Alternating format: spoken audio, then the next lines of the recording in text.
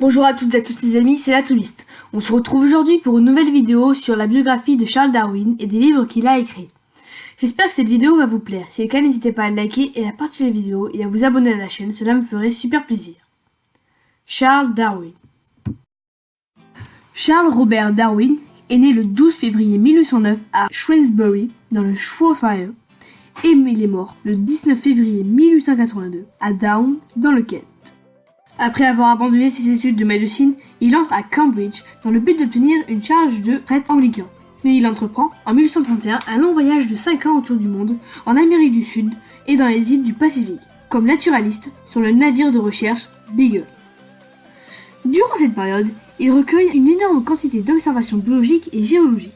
Les phénomènes naturels qu'il constate, par exemple la distribution des fossiles, le persuadent qu'ils ne peuvent expliquer par la seule création et que les espèces animales et végétales ne sont pas immuables. Installé à Londres, Charles Darwin publie le récit de son périple, Voyage d'un naturaliste autour du monde, en 1839, et il commence à exploiter la masse de données qu'il en a ramenée. En 1843, il s'établit définitivement à Down, dans le calme de la campagne londonienne, pour poursuivre ses recherches. Il s'intéresse ensuite à Malthus et aux pratiques de la sélection par les éleveurs. Par analogie avec la sélection artificielle, il découvre le mécanisme de la sélection naturelle. Les individus d'une espèce les mieux adaptés à leur environnement subsistent et reproduisent, les autres disparaissent. Seules les variations utiles à l'espèce sont transmises d'un individu à ses descendants. Ces caractéristiques nouvelles deviennent ainsi progressivement dominantes. Les espèces ne sont donc pas figées comme on le croyait jusqu'alors, en cohérence avec la vie.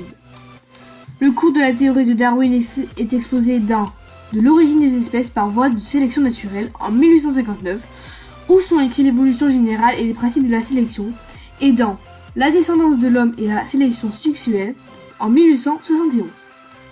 Il convient de préciser que seule la génétique moderne qui se développa à partir des travaux de Gregor Mendel, qui a vécu de 1822 à 1884, a pu valider la théorie de Darwin et expliquer les modes de transmission des caractères héréditaires. Karl Marx, qui a vécu de 1818 à 1883, a été l'un des premiers philosophes à se rendre compte de l'importance de ses travaux.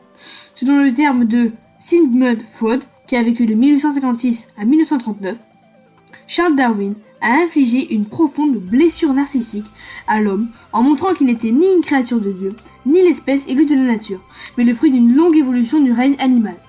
La théorie de l'évolution a détruit l'argument du dessein, de l'intention divine, selon laquelle la beauté du monde et la perfection des organismes vivants démontrent l'existence d'un créateur.